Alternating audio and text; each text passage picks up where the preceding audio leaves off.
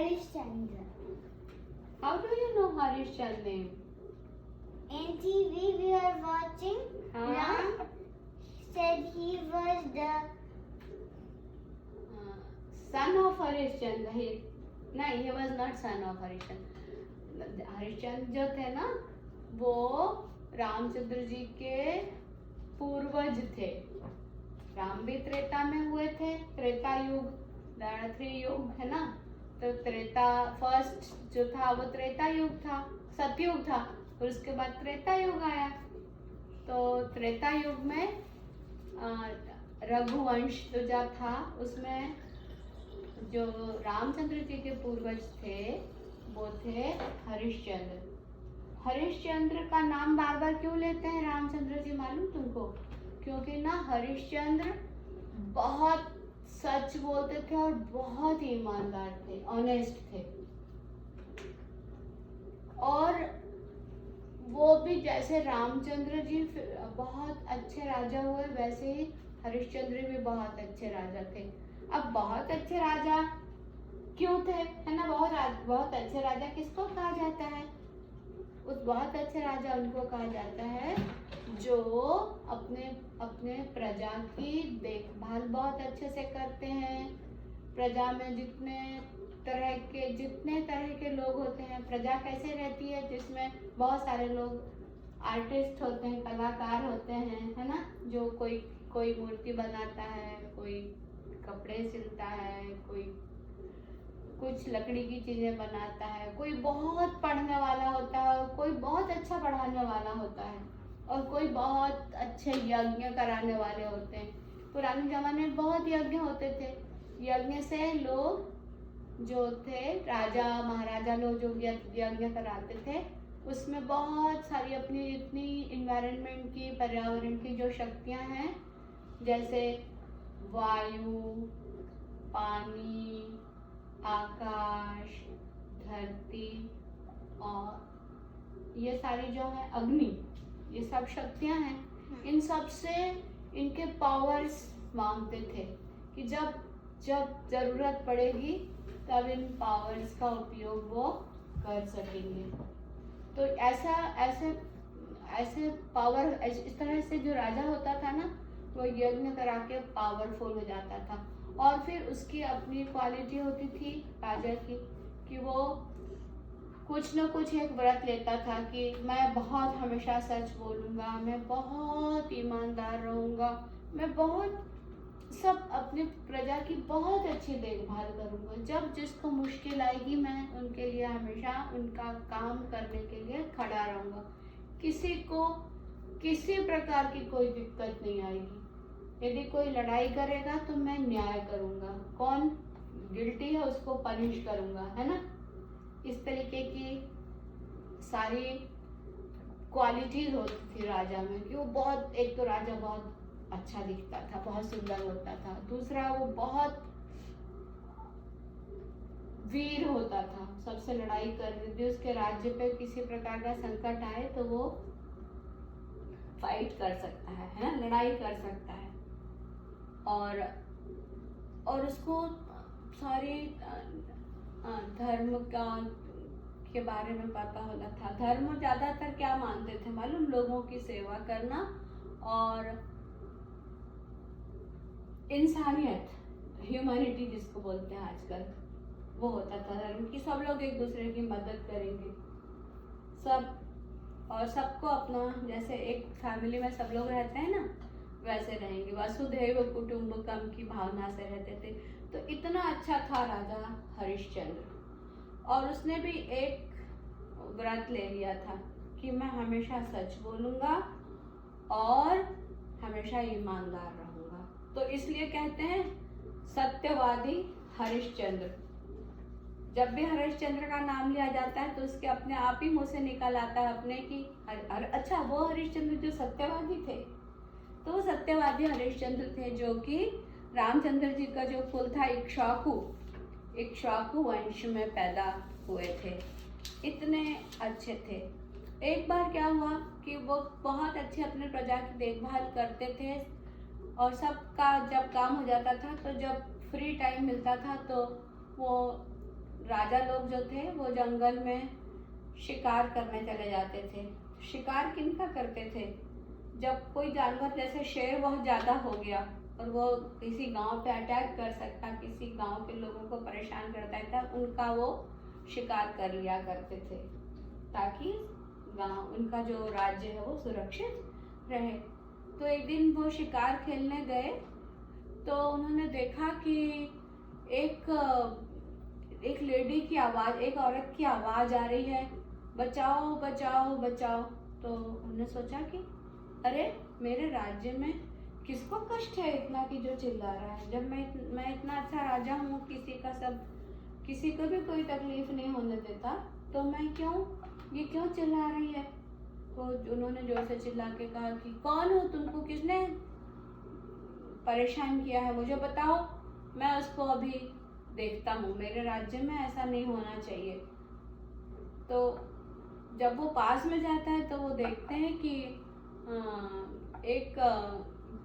वो जो लेडी थी वो कोई लेडी नहीं थी वास्तव में, केवल वो आवाज़ थी। एक वहाँ पर विघ्न राजा कोई खड़े हुए थे, वो बताने लगे कि अरे ये तो एक लेडी की आवाज़, ये जो लेडी की आवाज़ सुनाई पड़ रही है ये वास्तव में किसी शक्ति की आवाज़ है। ऐसी शक्ति जो किसी ऋषि के बहुत अधिक तप करने के कारण वो उस शक्ति को अधीन करना चाहते हैं, उस शक्ति को पाना चाहते हैं, पर वो शक्ति जो है वो उनके पास नहीं जाना चाहती, इसलिए वो चिल्ला रही है। तो राजा ने सोचा ऐसा ये क्या बात है भाई कि कोई शक्ति किसी को क्यों कोई मास्टर करना चाह रहा है ना? तो वो उन्होंने सोचा कि क्या करूं अब मैं? तो वो उसके पास गए और विघ्नराज के पास गए, जाके बस इस तरह से बात कर रहे थे। तो विघ्नराज ने बताया, लेकिन विघ्नराज ने क्या किया, उसी बीच विघ्नराज राजा के अंदर चला गया, उसके सोल में समा गया। जब विघ्नराज सोल में समा गया तो राजा में गुस्से वाली भावना पैदा हो गई, तो जोर जोर से चिल्लाने लगा, कौन है ऐसा जो मेरे इस शक्ति को अपने वश में करना चाहता है, कौन है ऐसा बताओ। तो जब वो चिल्ला रहे थे तो वहाँ पर पास में विश्वामित्र एक ऋषि थे बहुत बड़े, तो वो तपस्या कर रहे थे, तो उनकी तपस्या भंग हो गई। तो उन्होंने कहा ये कौन, किसने मेरी तपस्या भंग की है और ये क्यों चिल्ला रहा है, कौन हो तुम? उसने कहा कि मैं राजा हरिश्चंद्र हूँ, मैं अयोध्या का राजा हूँ, मैं अपने सारे कामों को बहुत अच्छे से करता हूँ, मैं अपनी प्रजा की देखभाल करता हूँ, मैं सत्यवादी हूँ, मैं ईमानदार हूँ और मैं दान करता हूँ, मैं स्कॉलर जो अच्छे पढ़ने वाले विद्वान हैं उनको पढ़ाई का खर्चा करता हूँ, सब करता हूँ। तो विश्वामित्र ने कहा अच्छा तुम इतना सब करते हो, तो मैं तुम्हारे राज्य में तपस्या कर रहा हूँ, तो मुझे भी कुछ चाहिए तुमसे, मुझे यज्ञ के लिए भूमि चाहिए है और यज्ञ के लिए पैसा चाहिए। तो उन्होंने कहा कि आप मुनिवर, आप जो भी कहें। उन्होंने हाथ जोड़े, प्रणाम किया और कहा आपको जो भी चाहिए मैं सब आपको देता हूँ। तो उन्होंने कहा कि आपको भूमि चाहिए, तो उन्होंने कहा मुझे तुम्हारा पूरा राज्य चाहिए, तुम्हारी पूरी संपत्ति चाहिए, तुम्हारा सब कुछ चाहिए। तो राजा ने कहा कि हमने तो एक बार प्रॉमिस कर दिया कि देंगे, प्रतिज्ञा कर ली है देंगे, इसलिए राजा ने कहा ठीक है महर्षि, आपको मैंने सब कुछ दिया। जब सब कुछ दे दिया तो राजा ने कहा तो अब मुझे यज्ञ के लिए पैसा, तुमने तो पहले ही मुझे सब दे दिया, अब मुझे यज्ञ के लिए पैसा भी तो चाहिए, धन भी चाहिए, तो तुम धन कैसे लाओगे? तो अब राजा बहुत सोच में पड़ गया बेचारा कि कैसे करूं अब मैं। तो उसने सोचा कि मेरे पास मेरी पत्नी है, मेरा बच्चा है और मैं हूँ, तो मैं तीनों किसी के घर में जाके काम करूँगा और जो मुझे पैसा मिलेगा मैं विश्वामित्र जी को दे दूंगा।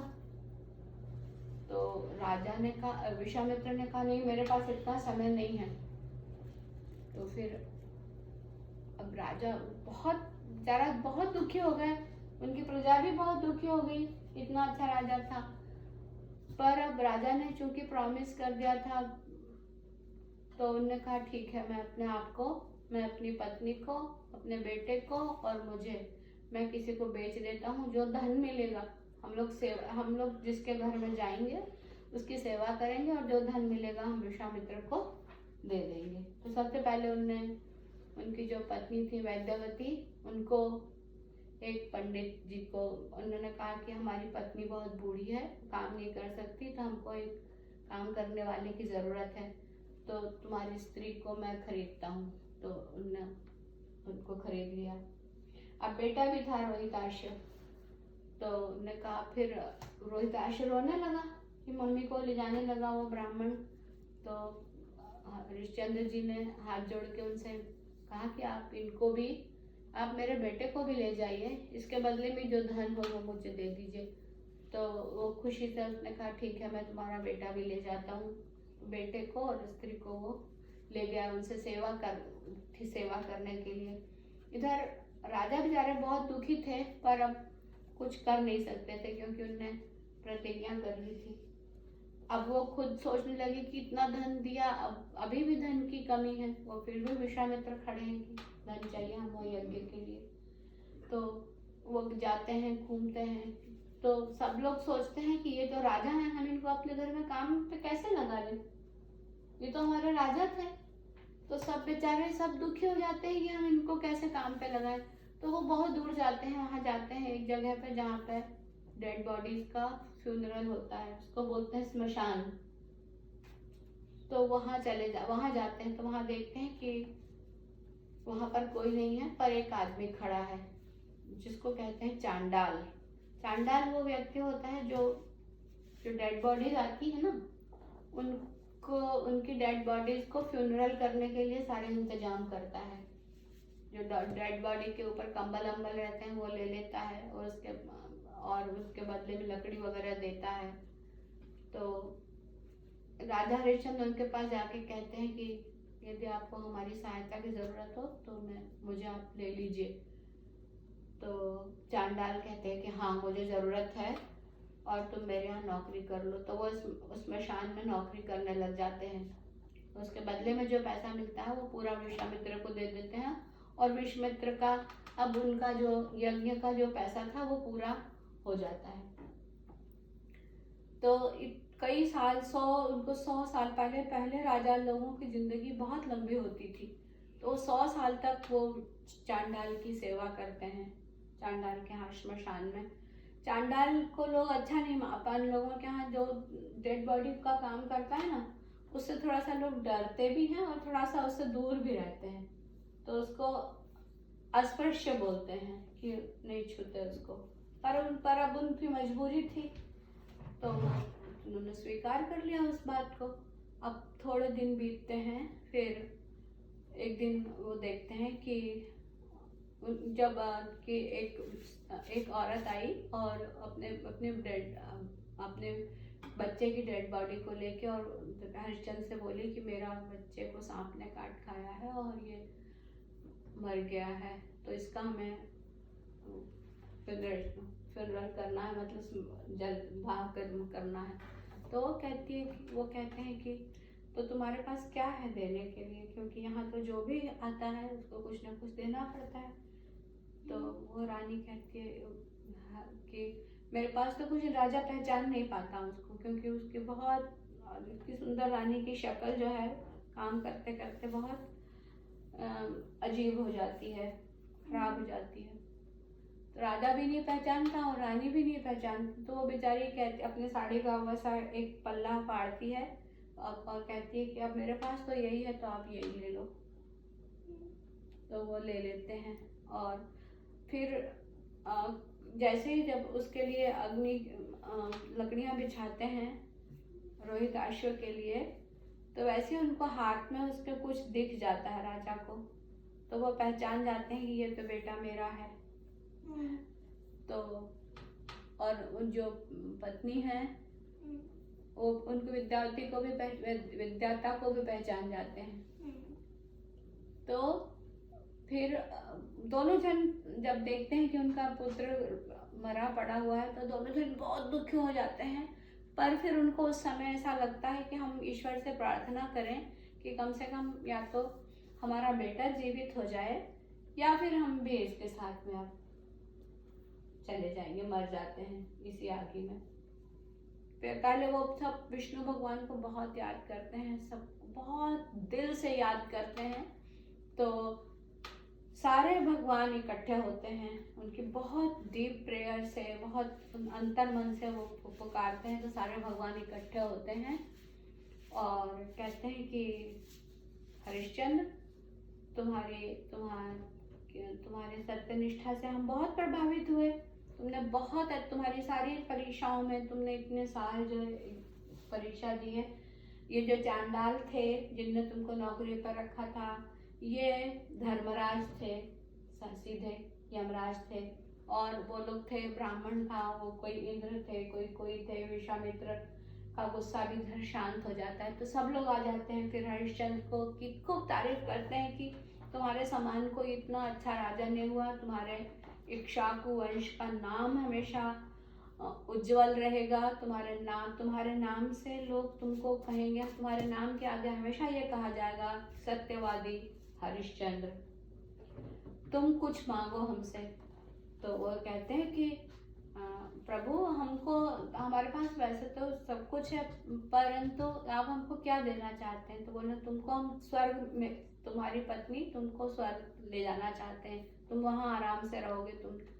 तो वो कहते हैं नहीं, हम स्वर्ग नहीं जाना चाहते। यदि आपको स्वर्ग ले चलना हो तो जिस प्रजा ने हमें इतना प्यार दिया, जिसने हमारे राज्य शासन को चलाने के लिए हमेशा हर प्रकार से मदद की, हमारे दुख सुख में दुखी हुए और सुखी हुए, और हम अपनी प्रजा के कारण इतना सब कुछ अच्छा कर सके हैं, तो या तो आप सबको ले चलिए स्वर्ग में, वो सब चलेंगे हमारे साथ, नहीं तो हमको नरक भी अच्छा है। हम अपनी प्रजा के साथ में जो काम हम हमेशा से करते आए हैं, यज्ञ पूजन, राज्य चलाना, अपनी प्रजा की देखभाल करना, अपने राज्य को बहुत सुरक्षित रखना, ये सब काम हम करेंगे।